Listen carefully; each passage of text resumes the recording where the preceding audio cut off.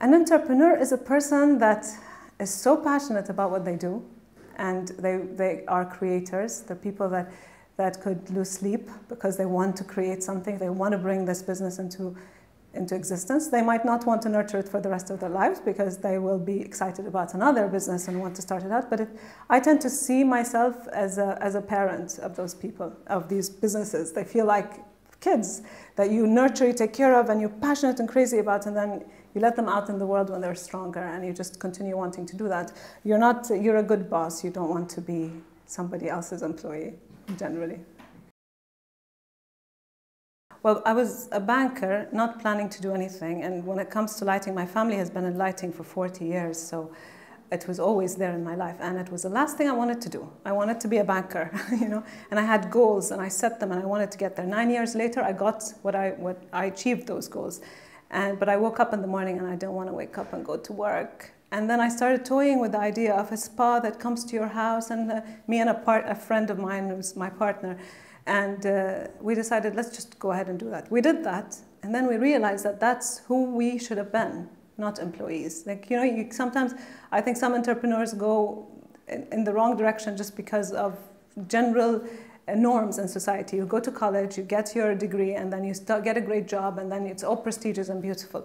But you tend to forget that there might be something else you want to do. So I got into the beauty business. That's how I did. And then we started noticing a shortage in like certain products in the market, and we started the beauty company. And then my father decided, what are you doing? Come back to the family business. And at the beginning, I don't want to be in the family business, but then I started going to exhibitions, and I started realizing that the entire lighting business is in the wrong direction in Bahrain, because everybody sells light fixtures, and you're supposed to be selling light, because the reason lights were created. Anyway, I could go on forever, so I won't, because I'm passionate about light right now, but it started with, so it's a combination. Yes, I'm a very confused person. No, I'm not, but I'm just actually, I enjoy every bit of it. The first is create a business or an offering that adds value and is unique and different. Do not copy someone else's idea. Add uniqueness, added value, not just a regular thing. The second is do what scares you. A lot of time I've done things that have scared me, and I've been very successful. And sometimes you tend to find that you're not doing something simply because you're scared to do it. And that's where do what scares you. That doesn't mean jump off a roof, because that scares you. It just means when it's calculated, it's right, it's do what scares you. And then find something that you're really passionate about and interested in, want to do, want to wake up in the morning and go out there and do it.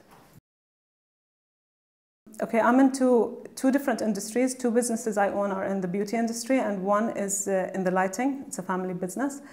And I think the most critical thing that I've done was understanding every single process. For example, in the lighting business, I am aware of a lot in accounting. I had to learn a lot when it comes to accounting, how transactions are put in. When it comes to our IT system, and I was installing a server, I wanted to understand how things are backed up, and how.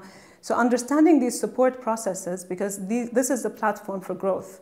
So for me, to just outsource these things or just leave it to a specialist in the organization who will go tomorrow and then I'll be left out was not an option. I learned, like I said earlier, about electrical and control gears and lighting and things like that, so that I always have the knowledge and then I hand it out. And I think that's an important platform for growth. And it's quite challenging when I came from a banking industry and then I had to learn about the beauty industry and then the lighting industry. My father. Always. Always, always. No, but he is wonderful. I'm blessed with a father who is a businessman and a poet. So the combination is quite amazing. You know, he's very ethical, and he's very wise, a lot of experience, but it's at the same time, the poet side is very compassionate and loving and caring and supportive. And I've joined the family business after I started my own businesses.